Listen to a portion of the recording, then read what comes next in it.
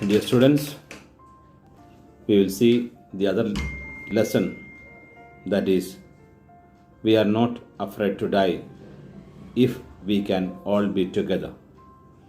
Written by Gordon Cook and Alan East.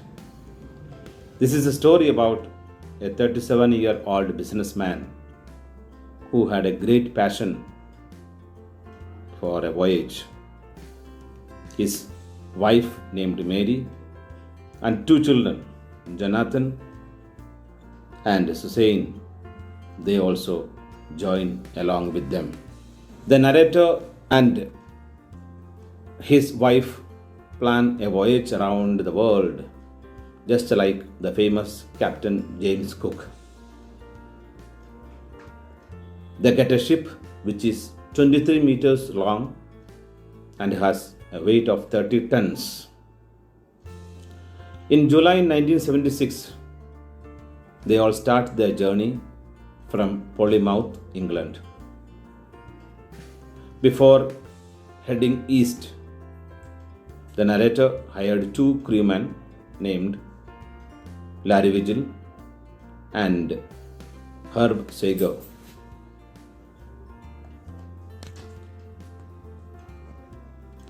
They encounter strong and alarming waves during the second day. The family somehow managed to surpass the bad weather and celebrated the Christmas together. They tried to slow the ship down by dropping storm jib.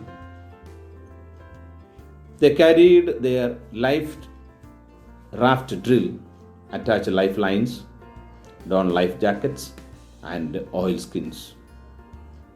Later in the evening, a vertical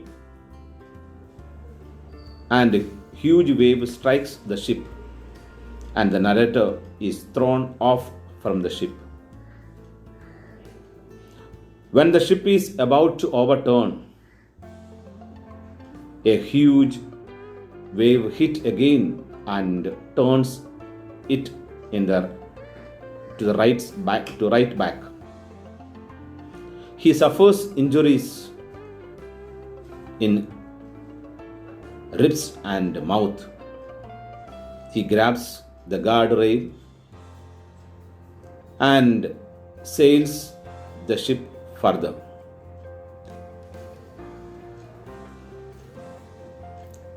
He instructs his wife Mary to guard the wheel as he realizes that the ship has water in the lower part. The narrator does waterproofing on the gaping holes. This makes water to deviate on the right side of the ship. The hand pump gets blocked due to debris and electric pump gets short circuited. However, he later finds a spare electric pump and connects it to rainwater. They all keep pumping the water all night long. Sue, on the other hand, has now a swollen black eye and a deep cut in her arm. After 15 hours, the situation gets under control. The narrator decides to work in rotation and rest. The ship is in the bad shape now. It is not in the condition to reach Australia. So, they decide to reach the nearest island, that is Amsterdam, a French scientific base. as their supporting engines were also damaged. The chance of the ship to reach the destination are low. After pumping the water out continuously for 36 hours, they took a sigh of relief. They ate their first meal in 2 days, some corned beef and crackers. The weather soon started changing, and again the black clouds took over by the morning of January 5th. His son Jonathan told him that he didn't fear death as long as they were all together. This filled him with a determination to fight the sea. The struggle continued, and the narrator tried his best to protect the weakened starboard side. His children continuously supported him, which gave him a moral support to keep going. Walker sailed through the storm and made it. The narrator then calculated the exact position by working on the wind speed. He instructed Larry to steer the course to 185 degrees.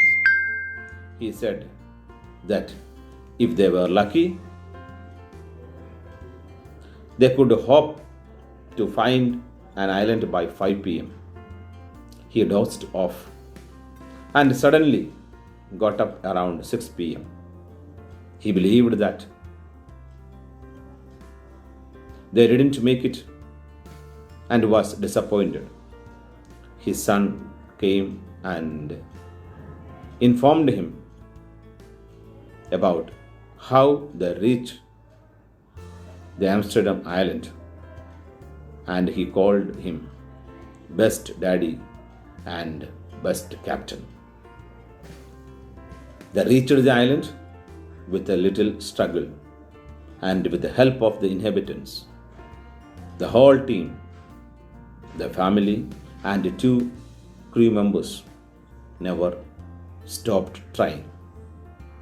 Their struggle and hard work finally saved them, and they became successful in their work. Thank you.